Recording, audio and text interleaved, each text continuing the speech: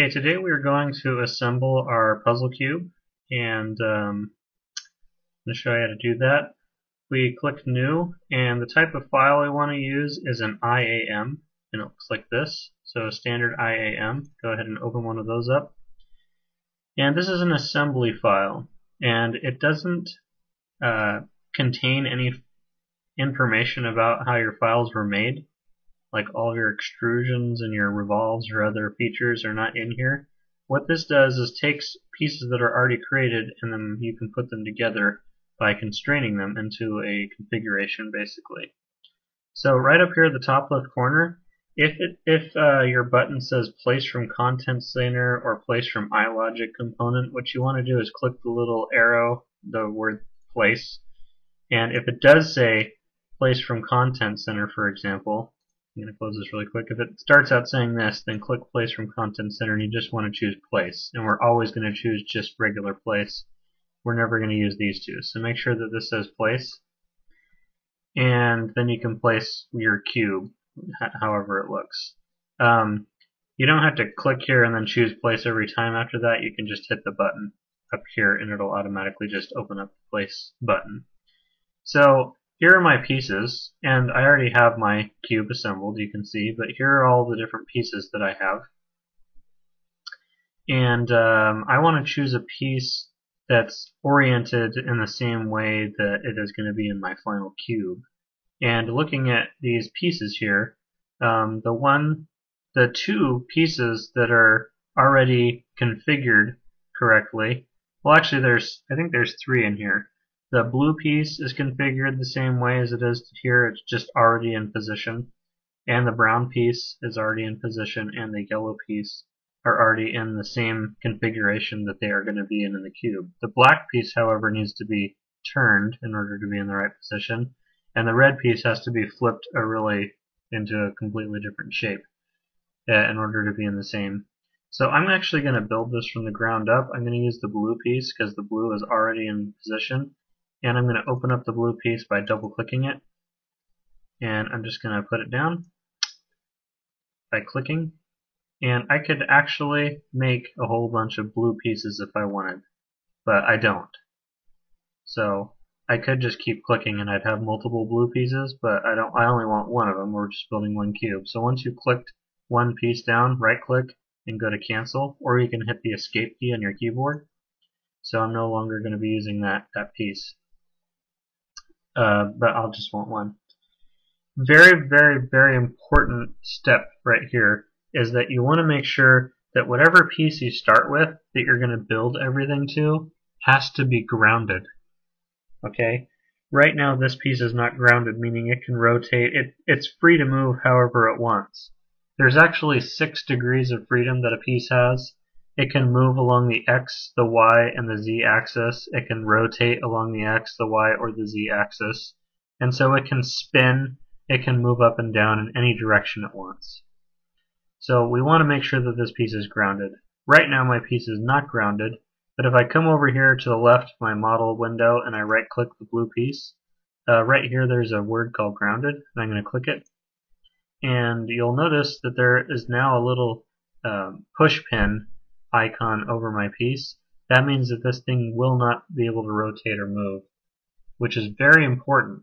And the reason it's important is because now it's guaranteed whatever I put against this, it's always going to stay in isometric view. If you don't have this thing grounded, then it can rotate out of isometric view, and that is not what we want. So now I'm going to go ahead and go to place again. And now that I've used my blue, or put my blue piece on, I'm going to put the rest of my pieces on. And not the sample piece. So I'm going to choose the rest of my pieces. I'm going to click once on each piece, and I'm going to hold Control on my keyboard and click the rest of the pieces. So these are my other 4 pieces, this not the sample piece. And you can select multiple items and hit open. Now I've got a cluster of all the pieces together. I'm going to click one time, right click, escape, and I've got all my pieces on the table now, or on my view, I should say. And you can move them around into different positions. Now notice the blue piece I can't move. I'm clicking and dragging and it won't move. Everything else can move except the blue piece. because that's the piece that I chose as my grounded piece. So I want to make sure that it stays grounded at all times. Alright, I'm going to go and reference my cube again. And it looks like if I put the black piece in, that this tall part has to be vertically and pushed up against the blue piece. And that this part goes against the blue piece, but then there's a little corner here that's red. So going back to my inventor file, if I take my black piece, basically I want this to turn 90 degrees so that this is laying on top of that and this vertical piece is fitting inside that slot. Here's how we do it. You go up to this constrain button, and there's a whole bunch of constraints that you can use. There's mate, angle, tangent, insert, and asymmetry one as well. And we're going to learn the other ones later, but right now we're only going to use mate.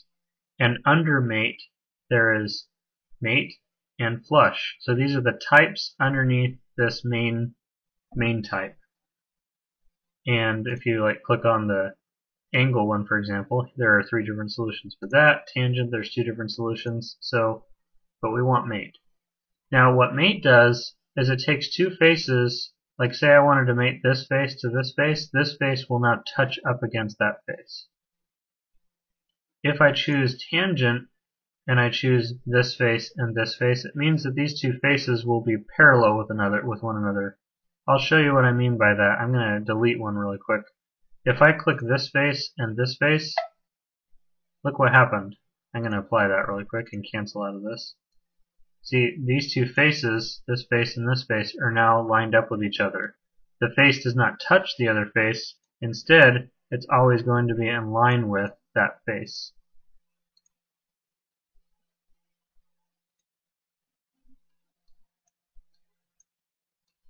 Okay, I'm going to get rid of that constraint because that is not one that I wanted to do. So to get rid of a constraint, if you make a constraint and you don't want it anymore, then click the piece that you want. It'll identify it over here, but I already know it's black.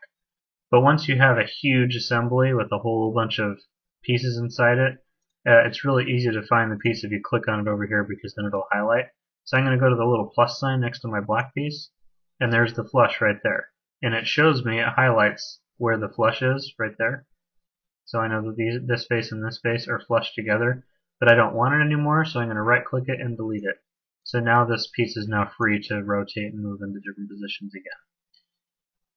So what I do want though, however, is I want this face and this face to be mated together.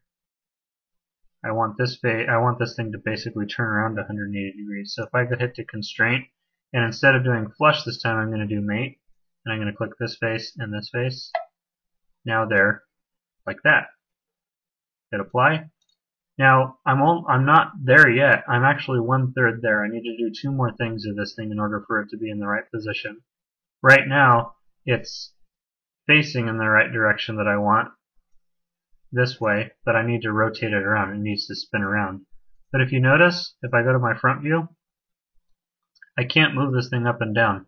See? I'm actually clicking and I'm moving my mouse up and down. It can only slide side to side this way, and it can slide side to side this way as well. So there's two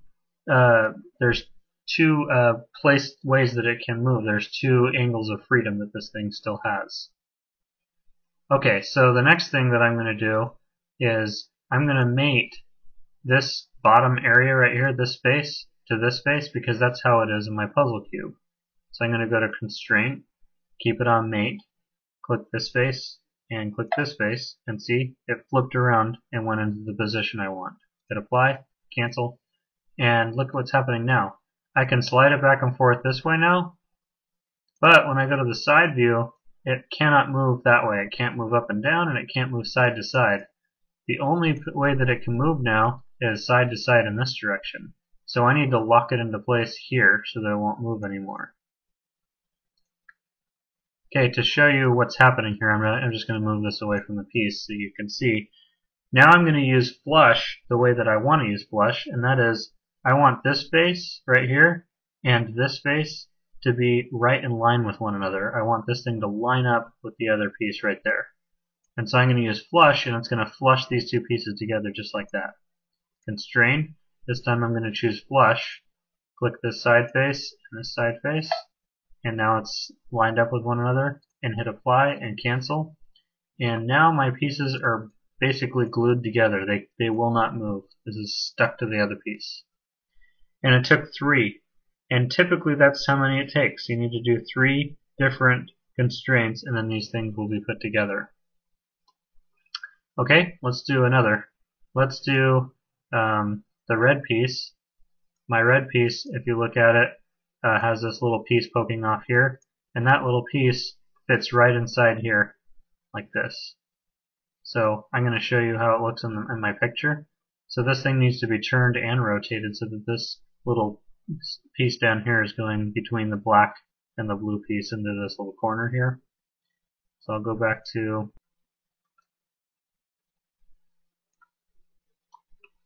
move my other pieces kind of closer together so that I don't have so much space going around. So this face right here that I'm looking at needs to be in line with this face right here, or this black face, both of these.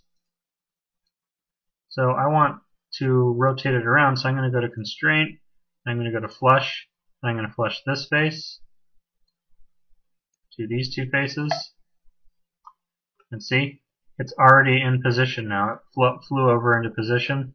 It's not going to automatically fly on top of my object, but it will line them up, and that's what I wanted. So I'm going to hit apply, and this thing can still go up and down, and it can still go side to side this way, but it can't, let's see, from the front, I can't move it right and left if I look at it from the front, but I can move it up and down, and I can also move it side to side like this.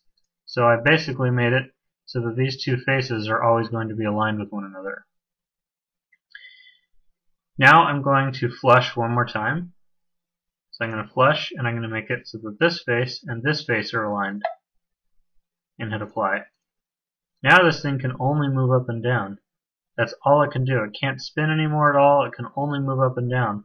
So one more thing I can do, I can flush the top of this to the top of this, and I'd be done.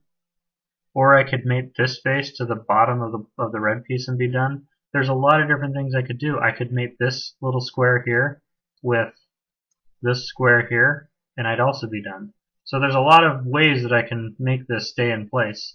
I'm going to hit constrain, and I'm going to mate. And I'm going to mate this face right here with this face. Apply. And red piece is now in place.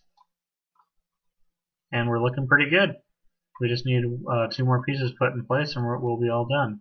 I believe that the brown piece goes right here. Let me look at my picture. Yes, the brown piece fits in perfectly right there. So I'm going to go ahead and do that. So I'll do this one really quick. Go to constraint. I'm going to flush the top of this to the top of the object.